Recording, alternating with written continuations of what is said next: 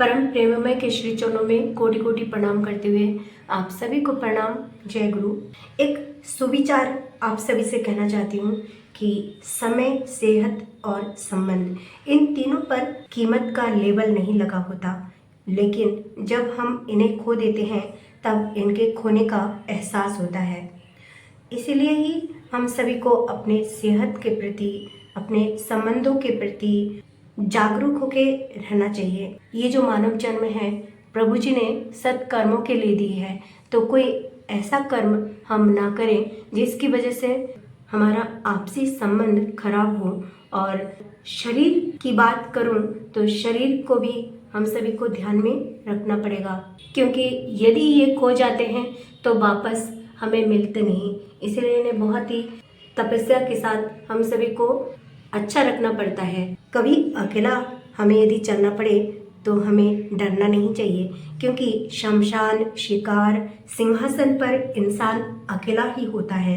हमारा ये जीवन कितना लंबा है यह मायने नहीं रखता, मायने यह रखता है कि आप और हम इसे कैसे जीते हैं, उदासी और चिंता के साथ या आनंद और खुशी के साथ। सत्यानुसरण की एक बहुत सुंदर वाणी है कि यदि पाप किए हो तो कातर कंठ से उसे प्रकाश करो, शीघ्र ही सांत्वना पाओगे।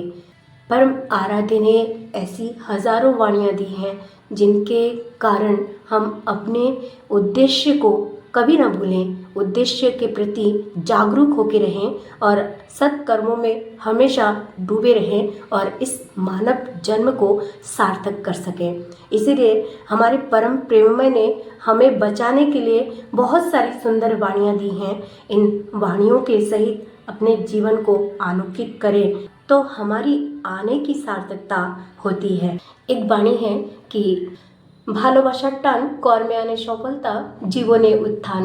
यदि हम अपने परमपिता से प्रेम करते हैं और उन्हें अपना मानते हैं तो हम उनकी बातों को अपने जीवन में ज़रूर और ज़रूर ग्रहण करके चलेंगे। किसी भी परिस्थिति में, परिस्थितियाँ जीवन में खराब और अच्छी आती रहेंगी, जाती रहेंगी, परंतु उनमें अपने आप को बैलेंस बना के चलने की ताकत केवल और केवल प्रभु श्री चरणों में ही है। और उनके नाम, ध्यान, प्रार्थना, उनकी वाणियों को हमारे जीवन में उतारने से ही हम इस स्थिति को बैलेंस में रख सकते हैं।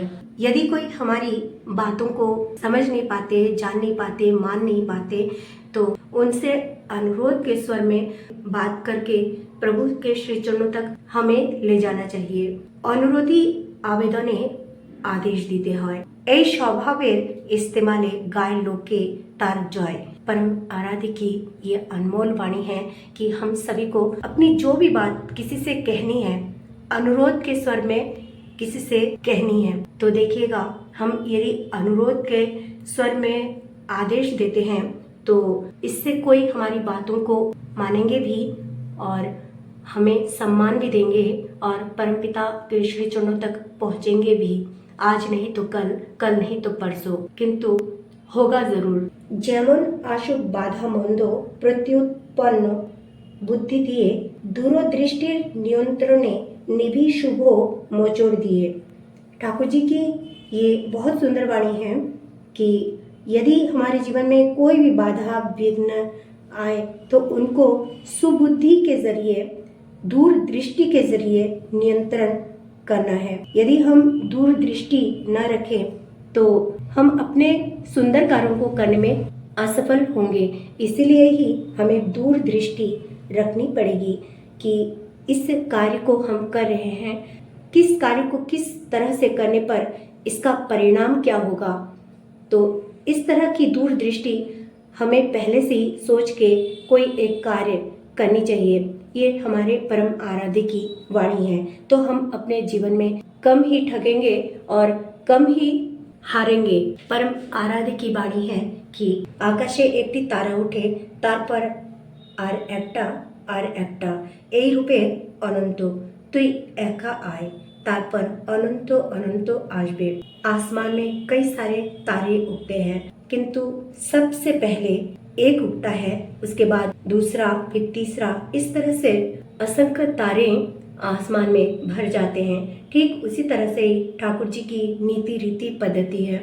हम स्वयं यदि अच्छा करेंगे, हमारा देखा देखी हजार हजार लोग सत हो उठेंगे, हजार हजार लोग अच्छे कर्मों में लीन होके चलेंगे, ठाकुर जी का अनुसरण करके चलेंगे।